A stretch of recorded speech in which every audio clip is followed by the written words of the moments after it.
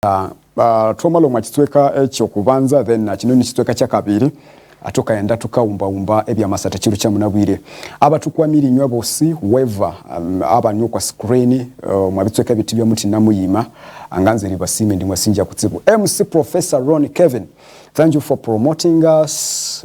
Wasinja retukwama wasinja sharing shetu sha Rwenzoris TV. I love you so much. Whoever, by the way, you people, as you were demanding me to talk about your information or kwa club zishenyi, I also demand you in the sharing shetu. That is what I can demand you. And the moment that I see any club ni mukolo mubiri oyo ingane hanu mukashi sharing kwa social media platforms zishenyi, that means you have win a ticket eribenga bakania ko buli chiro. But much as you still demand us to talk about you, yenyu simanga tu followinga, then forget. Jam very clear. Njawuleza mukiliyo mabindu byanga kola, and that's why very many people abandu bakatukeribiwa joko yo awochengo kwa kayitwala. That is not the case. Ewuna mana nga nabindu sharing a link Rwenzoris TV isi wanga sharingayo, then you want Rwenzoris TV to promote you. Seriously speaking, let us be realistic. Wama bwa uti Rwenzoris TV yikukana yeku, that's what you want specifically. Yes, we don't demand you any single coin.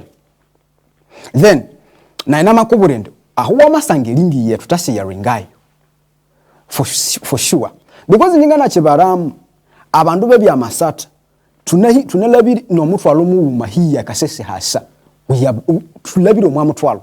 So what if wa mutwalo tukabya determine tukaba to promoting esha show shetu, regardless I don't care whether you promote whether you promote which radio, whether, but specifically ngatabwindi you people, you are the forefronts abahulikiriri ninga shaba samaliri abo kubanza banza bya masata, then habo kitwa ta promoting chetu beto omundu akanza akakusanga nje badie na bandu bakanyigwa kune chini omundu akakusanga no kwa sateru nanza kupwe chini and you are not talking about them. Ewe na maso wanga sharing link ya Rwenzoris TV. Just imagine to share a Rwenzoris TV link, you get all wamalangira and you ignore it. So you want us yitwe to fail you kwa byao ebya masatane binene. We have very many categories. Echa kabiro kwechu na bandu bakabwinde erikaninda, then I will be local sports. You people mwabere chitwala nabe when somebody talk about local sports, so you think in the nengo ko ikindi bya yikarana mbata na tsobera tehano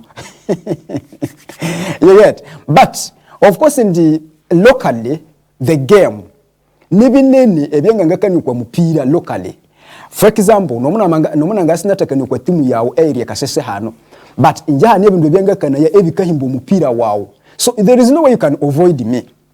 Injaha nomundu kana bwa chaba ulikiriri nambala bakindi mulwako how inje ngakana yano kwa bendu manyana makani kwa KCCA Vipers Kitara, but at least ngani hamu akando akakendi yambachi akakendi yamba club yao. Now some of you echamu kanza ande chewumende timu yawo ya masato mwache dodo inasinda bwinde ya masinga mpi. Those are the things, that is not the way how maybe thing on the local sports you about the results. It is more than the results.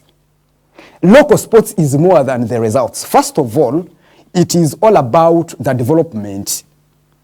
Oma mupira wetu wa Uganda mwa Uganda kali specifically kwa district level, regional level, it's all about the development of the game. That is what we need most. Reaching in a party that in maybe na money can your result ilweho in the team A masinga team B, that's when somebody will take it mwaka tukana yako and you prize me.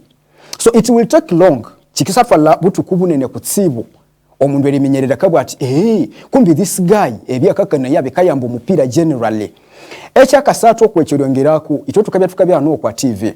This is a TV ndio buli mundu oshakaleba yayo. So generally ebintu benga kana yabe utebya ngana yambo mundu wembale, utebya ngana yambo mundu wejinja, utebya ngana yambo mundu weyibanda, utebya ngana yambo mundu wembarara. So ulekirisa byo uko gwa otinje kundi Rwenzoris TV ni yetu therefore ba awete pakiribye. You people, let us be genuine that whoever is watching me right now ngawutirikanye ibinyu biri bwinde because nje singa syabandu batukwamiri. Majority of people abandu bakaba no kwa social media kwa na abandu bakafu likinga, they are not even from Kasese. So I must be assured ebindu binamenda analyzinga bekayamba Uganda AOC in as far as the game is concerned. But now I'm saying ndiba wa manza like the way maybe like an advert ngo kwa mukanza indi mukasa tumpira chikorongo ya masata gundi ensure that wama sharing elingi yetu. Of course I'm there for sports, yes, but bawa mazibirikani kwa timu yao wabule game yao kasata, you do it. Ukisalangire na bili ikana bibindi timu A mwikasinga timu B. Because very many people, that is what you want. Ndijoka mtu kabyo kwa screen famale nderendukika ni kukagemu ketu wamani kakania na utapromote ngachi issue ya uli alendererei. Share the link everywhere. So MC Professor Ron Kevin, bravo wasinja kutsibu, and of course nilangirende kwakolo mubiro oyo. Regardless, amidst all the challenges, nobody pays you sindi kutu habat when these guys are promoting. Then Benovich Uganda na wasinja kutsibu, of course Vibrant wasinja kutsibu. Vibrant aliyembarara, Benovich aliyebwera but utukobuni nakabye Nyabugando. Of course MC Professor Ron Kevin aliyomwa municipality muhanu. Then Honesty best in Kampala akakolero kwa Serena Hotel. Look, such a kind of guys, you know, people are very busy, but he taking a minute, the show is on, and make sure that Nakolati in sharing everything in as far as Satuche Bya Masata is concerned. Well, ekiro kya munabuli fuuto mpira wa mani owatulindirire oma Uganda muhanu wo mupira owe team eya Vipers haimane team eye KCCA the Kasasiro Boys versus the Forms. Ekiro kya munabwire wa mupira tukalindirira ekiro kya munabuli mungana kwa mupira oyu basically of course ndi mungana kanya ku ekiru kya munabwire ekiru kya muli wall, but the game is today saa 12 Fufa Stadium Kadiba saa 12 ompira kende bina kasati bawa. Well, Vipers heading on Stanbic Uganda Cup with the KCCA okwatsa tiwe kihiyaka echo. It is a history ikende bi kahandika wo mpira wa Uganda okwakasatirwaka. Of course in the Federation of International Football Association mbabi bakateka the grant wesha sende esha bisha imbe kisatirwechi. Now this is the new trophy. Of course in the team ikende bi kasinge chikopo echi akende bya muluma wayo okubanze lisinge chikopo kishiyaka echikopo echi wamalangirechi. Of course it is the Stanbic Uganda Cup. We call it Stanbic because Stanbic ni kata kama esha sende mwa chikopo echo. That's why it is branded as Stanbic Uganda Cup, but echikopo niche Uganda Cup. So now heading kwa mpira okiru kya munabwire KCCA bamabirunza almost esha season mukaga without winning echikopo oba glory AOCOC oba ere wangula omudari. Now the locations abakayale bayo mpira for those abatashe Kampala maybe wamabi unokwa online you are setting off eye direction kende ku directinga eri hiko kwa Satirweche Kadiba oba Fufa Stadium Kadiba. Location from Nakibuye Amotesa 1 Road, and of course abu abakalwa maybe probably that is it wamabi ukalwa eno. So watch that direction, and of course ulekerebula uke kumwachibu amwe Kampala. You get ulekerebula uke Kampala. So Vipers Vipers bakenda bakakangania ndekende kinde basically look around of 64 eshatimu esho sesibiri shabire bya isikakangana asete sikatekaho a performance embuyanga. Now best on a team A ya KCCA. I think KCCA mu ya iki hamu na team ya Mbarara City Sports Club Villa and definitely bamaika KCCA route.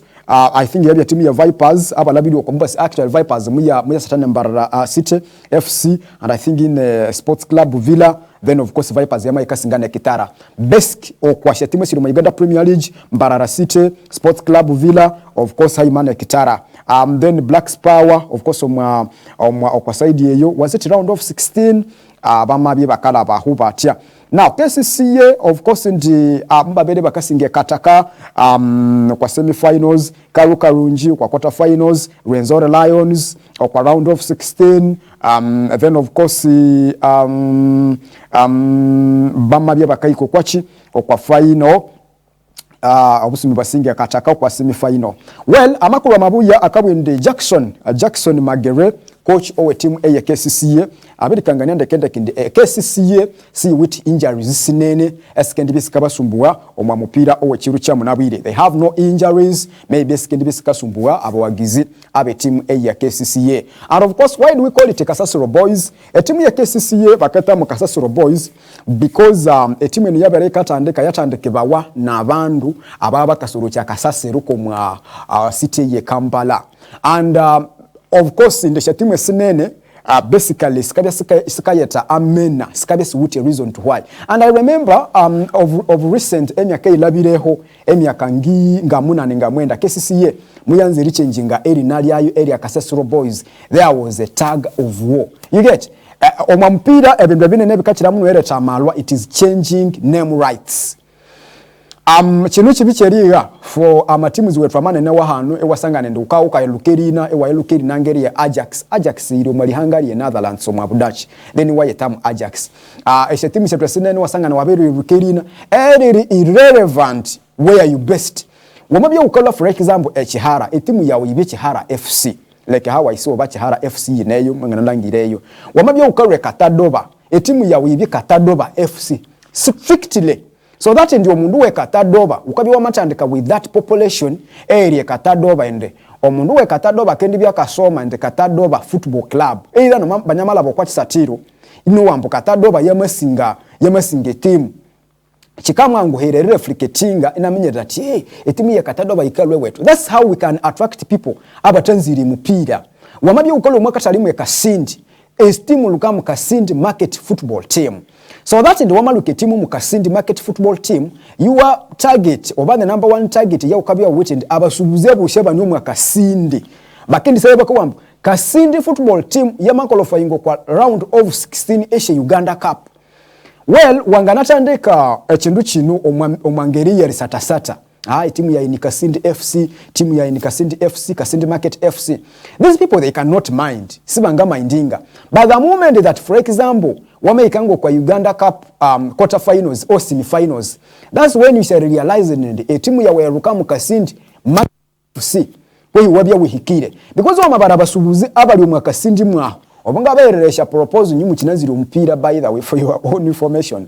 So abasubuze abusebali mu Kasindi wa mababara eshasende shaba kingira ya na shasende shaba ngakwa twa tubama ko mutwalo obuli musubuze wa na mutwalo. Mind you can run even a football club. You can run a football club. You get what I'm talking about. But ukasanganisha timu shetu omundu abelokayo inadebe even irrelevant names omundu kugamba awuti ebanzibwalengekani etimu nyirabikalo hayi etimu nyirabi just timu ya oluka yerina eri nyukwachi eri nyumwata unimu hano. You get Kisagazi football team, Nyakasanga football team. Ulebe ya manonga sibende kuwagira. But some of you now you tend to look for names, amena, you even go and look manya what kugamba things which are complicated. Kando mdoka byakabu amotea gayo yunayo akatusumbura now the name. But I'm telling you the fact. So angabi ukalwa Kisagazi waluke timu ya Brazil FC. So will I keep also coming here and I say Brazil FC? Etimu ikalwa Kisagazi. I don't do that. Wamabya ukalwa out etimu ya maybe chinywane ringa sakania kuyu name it ahu ikalwa. Wamabya ukalwa Kisagazi FC. Wamabya ukalwa Machidodo FC. Wamabya ukalwa Maliba FC. Maliba FC na wote timu baketa mu Buhunga United. Yatandeka wane cyalo cya Buhunga. So it is very easy to understand. Actually yabareka tandeka mu yakaya 2005 2003 iba kima iba hanike kitambara cya bandu bashemalibe wetreyo iba cyahaniko kwa senda Buhunga FC. Even right now I still remember. So that Buhunga FC is still there. Even abana babiri nziriba yorete kayo masenda mu malibamwa. But yiro kwa cyaro cya Buhunga FC. So it is very easy somebody libinanga namenyererende a team eno yikalwa halebe. Back to KCCA the Kasasiro Boys. The college Kasasiro Boys mukoda makubiri ndi KCCA aba kasoroka ya aba naba kasoroka ya Kasasiro wako. Of course mubatamochi mubata ndike timu yabo eyo then bama lukamochi Kasasiro Boys. Matches ndi esa henwe KCCA ikalianga niitekire investment ya money. But that team starts no mwana wakasoroka yachi o wakasoroka ya Kasasiro. And by the way, if I'm not mistaken, niba masi bata changing a log yabo. Wamalebya a log ya KCCA. A log ya KCCA. I don't know, let me look to here because mwana bwa mutenga iteba hano ngala hey producer angabia inakakolati inakatukangana ya elogeyo KCCA log twangale ebyandekendeke ngokwa yiri then we get to know ndebendo bibinunganga bikanya ko hanu sindi bikana yako for the sake but KCCA Football Club, I just want to look here omusamaliro Rwenzoris TV ukende nyumi series yabo sanane but we just want to highlight the things. Well, you don't know whether anga yanemwe lwayendeke but producer will help me to rehaye yundeke in case of that noble cause. Ngali anza tusoborera kandu kanu so that tuangabia itukakengakengana. I'm trying to look here a logo a KCCA Buterev KCCA logo Buterev nyo Ibra. I think the log is here for you. Twangalebya echangana nzire explaining why is it Kasasiro boys atwangaminyerere. It is not by mistake. Ibra, the log is there for you. Ngala nza ukanga na hiyo musamaliri or Rwenzoris TV. You zoom it exactly. Why is it the Kasasiro boys? Mwakubure ndi yatandike ba wana abandu abakakola bakasoroka ya Kasasiro. Now kendelangiramo omundu ina nene kitiyo. You get the sign eyerisoro church eyerisoro cha akasasiro ukendelangiramo omundu na nichi exactly. So ngalanza ulebe that log. That KCCA log. Wanamalangiro omundu na namberi shabutusi anamberi helmet anine kitiyo. So, mungabenga kubure ndi yatandike ba wana abandu abakasoroka yakasasiru. You may think that maybe ngali yakuteba. The moment you temper to edibi wanga na changing that log. The moment you temper with the KCCA akandako kakalangiramu kake ukanzeri changinga a system ye KCCA nambulambo kanza takamwe bemole manya kanza takamwe bizimbia biri kambala, you are bringing a tug of war. Wosamalere abana abakasoroka yakasasiru na babiri kasoro cyaba mayisoro cyabakabundu woma changing log eyo. Mind you, it can be a storm kalire. So esya timu shatusha hanu muwuti eriga wuti wewe kwa log producer Ibra the same log esi tukachira muna libya tukalwa naba hanu na matimu wenyuwa hanu. Mind you, I don't want us to go there obutu ko bunene but nganga langiresha mistake sya mukakola isha nyihambirize lyanzaro yenda you back ukabya ukakola log. Your log should explain who you are, a club ya unichi. But some of you omundu akima ya ina yenda log eya Arsenal ina koramu ina bwat nje ya loga yen ina chushe binywa just ina berero ati loga ya Arsenal you would meaning omundu ni bina hambe loga eye mani you ngoko ina teriri oko for you people you think that ngoko iteriri oko emeterere ya logo ya Man United ngoko kwalangira they have a reason to why it is like that. So some of you just want to pick that logo na ruwa changing yo handika ko binywa ya producer Joka FC. Some of you mukakoresha logo mubambo to explaining logo yawo ibwira kugamba ukatimbe iso wangasoborera logo just to explain a logo. But in football management these logs should be well explained. Iwa unasinga ikamanyisa yachi basically atukaunzerera okwa log ngalanzanga kwa comparison eye log eye URA ekitongole kikasoroka ya misoro tuketa mochi tuketa mu URA. Basically I have a reason nguti ahonganza twase then twangaro kwa loga twagasubu kwa mpira we kwa mpira we Vipers. Ekitongole ekikasoroka yo musolo baketa mu URA Uganda Revenue Authority. That same club Uganda Revenue Authority ekitongole ekyo kinawute team URA ikasatira mpira wa Uganda Premier League.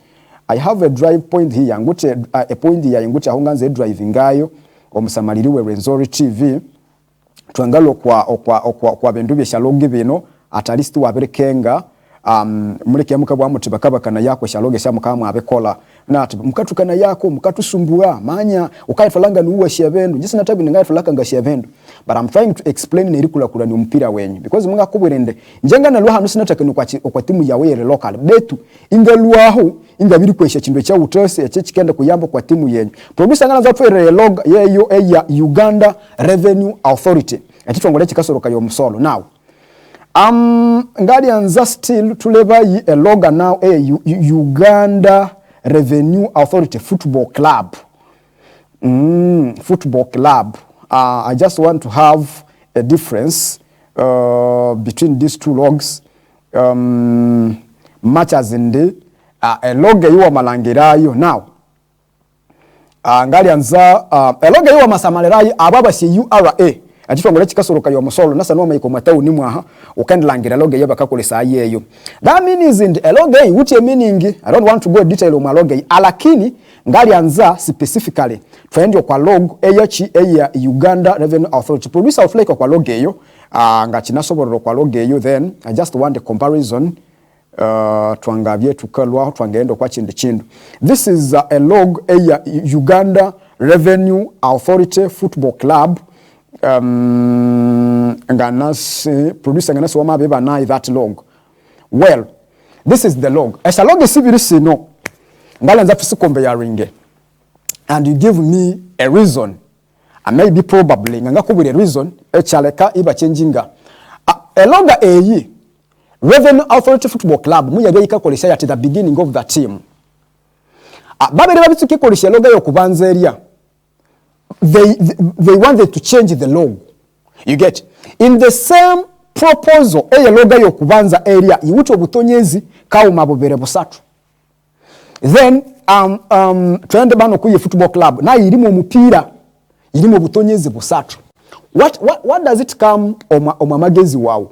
Wele na makuburende Uganda Revenue Authority Football Club ni team eye chitongole cha Revenue Authority. But now in football management and branding, chitongole chikasoroka ya omusolo baketa mu Uganda Revenue Authority chikasoroka ya omusolo. Whenever you see a motoka ya Revenue Authority ina parkingiringo kwa company nkatuchaba tutinge Rwenzoris TV kuhana nga masaho ngasangana revenue ina parkingiri hano chikanya sa mubongo changana nomba nga abali asira indi point in given I think Revenue Authority ikabanje light ikabanje Rwenzoris TV bakatu banja. So they have come, I think, to remind us, or a certificate of appreciation, eritu hemesolo. What comes in your mind, wamasangana a log a Revenue Authority, ni okwa uniform yo mupira, Revenue Authority kasato mupira. People even can fear. Omundo yu wakatu homosolo anganasa yerisalibi mupira wa Revenue Authority. I'm telling you these things. In football branding and management, it is okay. I have realized it. Nama kuburende omuwagizi. Anganasa yalibyo mupira. For example, amabe nabarenye omusolo. Tuwicho muwagizi. Let me give you an example. Ngabu echa producer Joker. I am a rich person. Ngale mugaga wa Mwakasese municipality. But eribya mugaga wa Mwakasese municipality, Revenue Authority yama rekambala ama satu mupira wa satu kwe Nyakasanga. I love football. Alakini maybe naberewe peritu hemisolo omwasha business yese ndene sinde. So ngamasanga na Nyakasanga ino mupira revenue Uganda Revenue Authority Football Club inambere loga revenue isine ndirebyo mupira oyo because I can fear in the team yibanga nakola bati bangananye hamba maybe bali asasonda indibero mukakuduka chi akalisa to mpira the mind changing a log Revenue Authority bama changing bama takamu mipiri satwe to show that a club is a football club, not chitongole chikasoroka yachi omusolo. One team, one dream. That is the logo yachi a Revenue Authority. But specifically no muna ngana esobora yebyusi emipiri satunga ikamanyisa yachi obutonyeze busatunga bukamanyisa yachi. Changing it that long, but changing ayo erianza resubu mwa mupiri ndi etimu yikangana isasa ni chachi echo mupira. By the way, CEO owe Uganda Revenue Authority bakametamu Ali Mwebe ni is my instructor of my football administration, my Uganda man. That guy is FUFA, football administrating, football branding, whatever. But he's an instructor of my akasomesa ya football branding and management. Bakametamu Ali Mwebe. And of course, nemo mo kwa bandubu mwa mupira aba, you know, aba advanced in football management or mambere. But is the one who changed this logo. Niya changing guy just of recent. Ama changing that logo. Then yama ikaira ya freedom ye Uganda Revenue Authority. Eribi banganasa tumupiri siba wute moch siba wute moro. Now back okwa Uganda Cup. Ngalanza tusujo kwa mpira wa Uganda Cup. Yatwa malwaye yo. But basically tusujo kwa mpira wa Uganda Cup wakisatiba wachiru cha munabwire. Katika timu ya Vipers High Money team ya KCCA.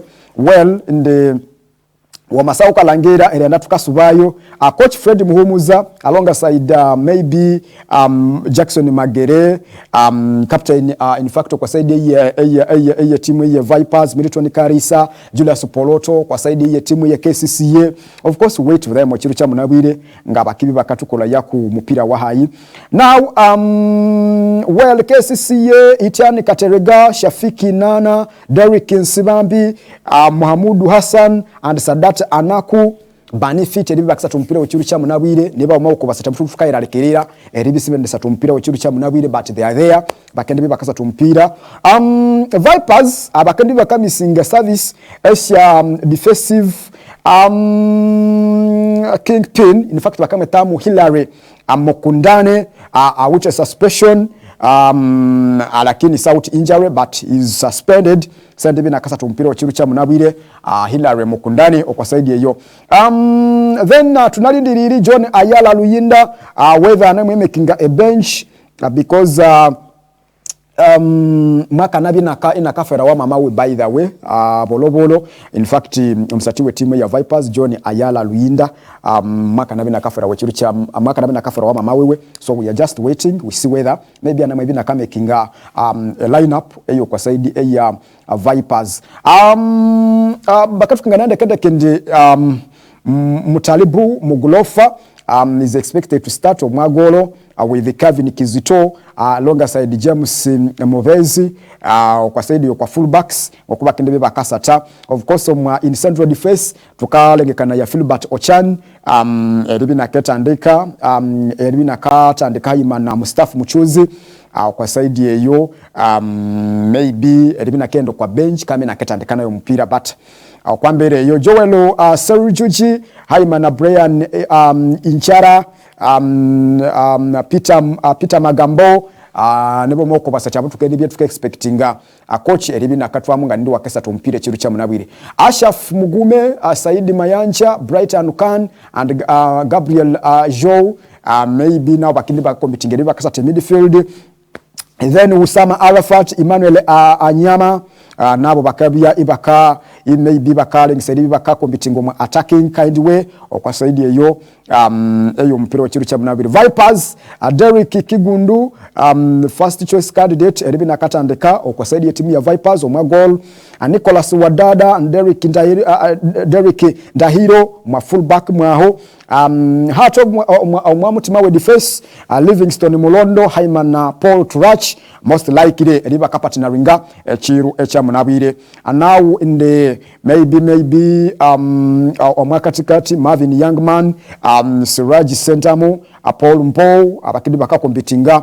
eribi bakasatu mpira wa chiru cha munabwire but expectations Asia lineup ibiri okwa side ya Vipers Haimane timu ya KCCA Mugilofa mungamukana yako Gavin Obachan akendebi nakatandeka of course Muchuzi akendebi nakatandeka Movez Serunjuji Igara Gabi Usama Nana and Anyama abakendebi bakatandeka mpira yo hatatabye change yosi okwa side ya KCCA well okwa timu ya Vipers Akegundu we expecting maybe nakatandika mpira chiru cha munabwire then of course Wadada Mulondo Aturach Ndahiro Youngman Watambala Skuya Okelo Yunus Junior Sontamu Ogwang atukabalengekana ya eribi bakatandika mpira owechiru cha munabwire sai 12 so for those people abakendo match bwamwe Kampala and wama unaziro mpira please when you watching mpira okwasa tiruche Kadiba okendebya ukanyumira wa Entiba akwa baba nziro mpira and I sure that maybe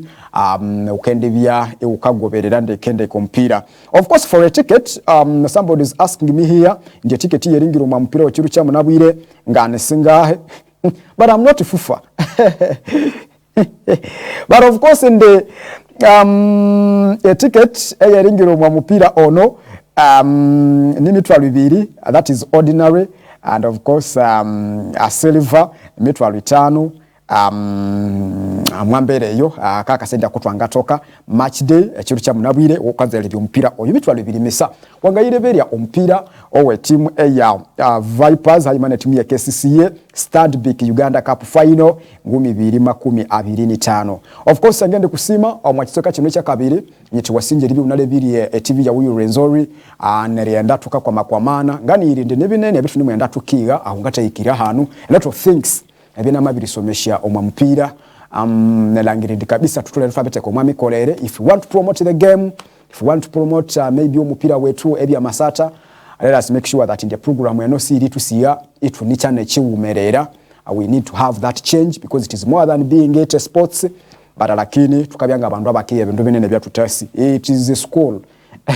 Tukawo muramuka kebwera then twangasobula sulo kwa Rwenzoris TV.